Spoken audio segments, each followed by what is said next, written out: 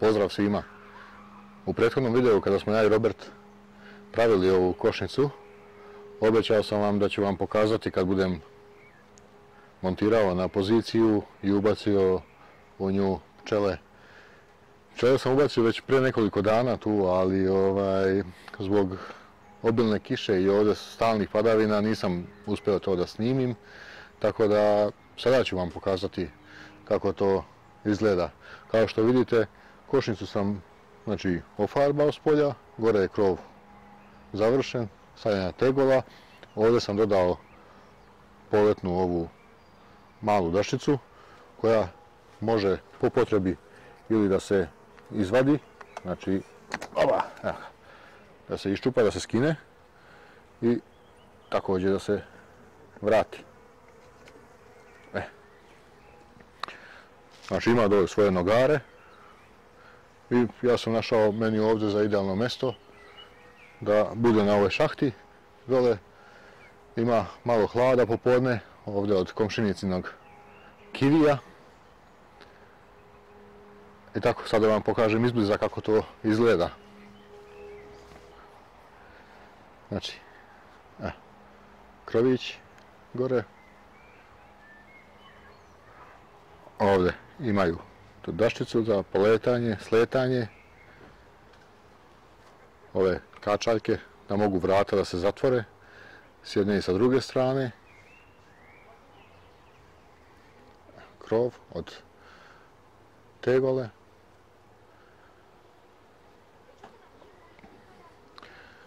Ovdje dakle imaju od plastike ovaj ulaz koji ja mogu okretati, štelovati.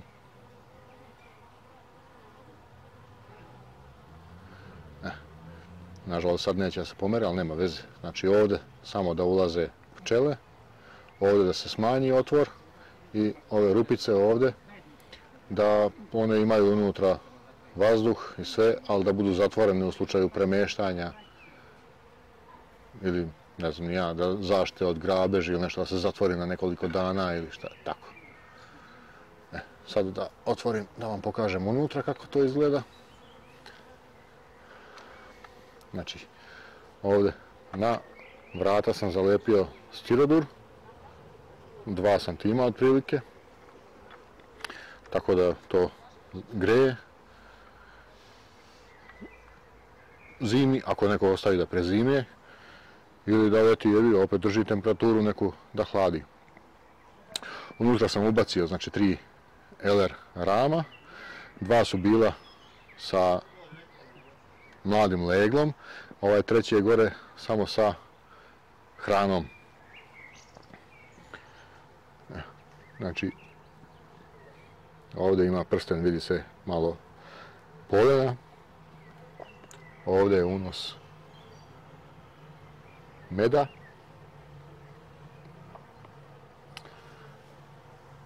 Ovaj dole je bilo leglo koje je sad izašlo, ostalo je još ovaj prsten, ali su one sad tu počele popunjavati ponovo unos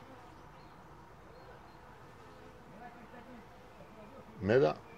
A i ovaj dole okvir gdje još uvijek ima legla.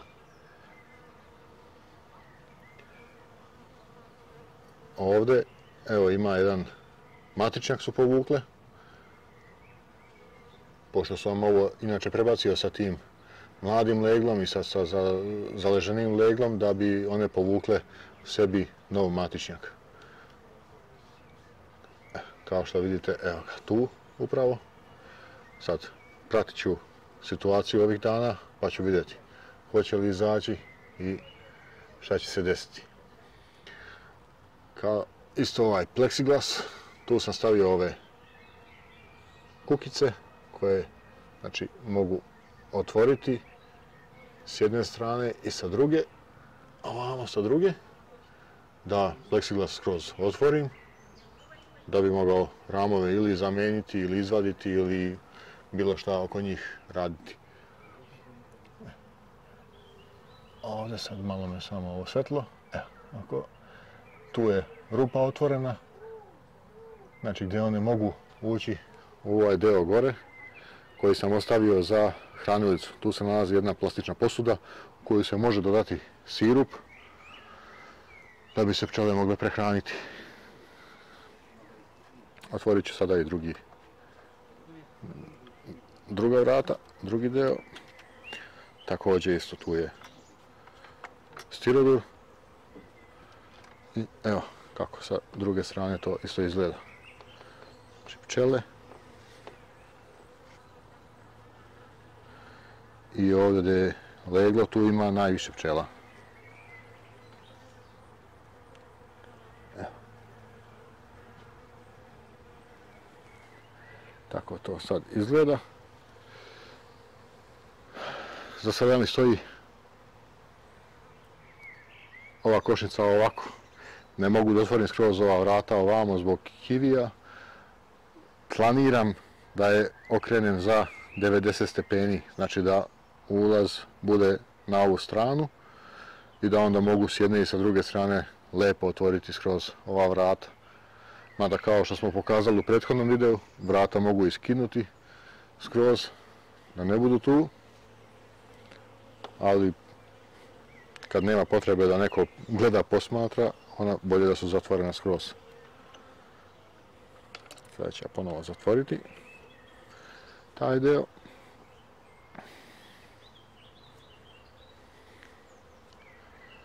Evo, još jednom kako to izgleda. Znači, mogu vrata i skroz da otvorim ili da iskinem po potrebi.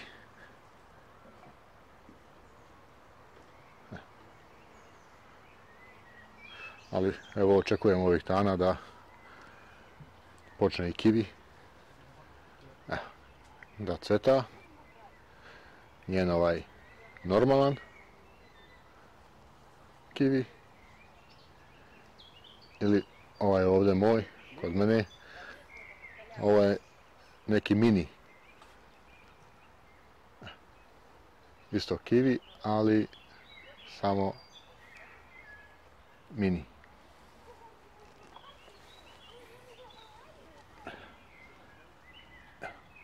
On uskoro treba da počne da cveta.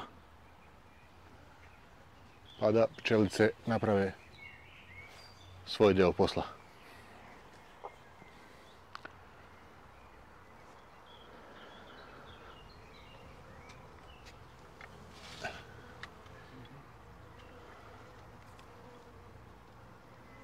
Još jednom, kako je lijepo posmatrati kako one to sve radi.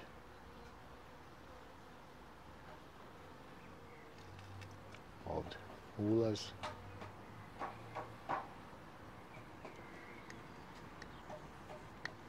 Ovdje matičnjak.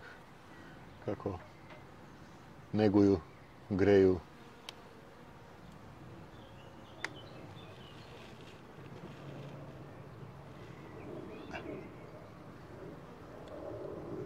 Interesantno, zanimljivo. Čovjek bi mogao ceo dan sedjeti pored ovoga i posmatrati šta one to sve radi tu.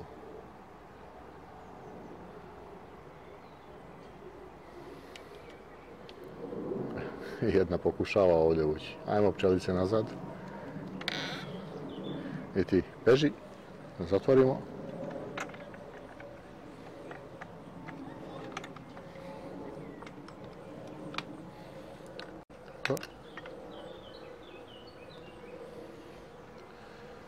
Tako. Eto, dragi prijatelji, to bi bilo to što se tiče ove vrste košnice. Ja sam napravio za sebe i za djecu koju ovdje dolaze da vide kako to zapravo izgleda, šta se dešava unutar košnice, a da ne moram da im otvaram onu normalnu košnicu i pokazujem. A pre svega je i sigurno da ih neće napasti, jer gleda se kroz taj pleksiglas. Toliko Za sada, do sljedećeg videa. Puno pozdrava. Ćao.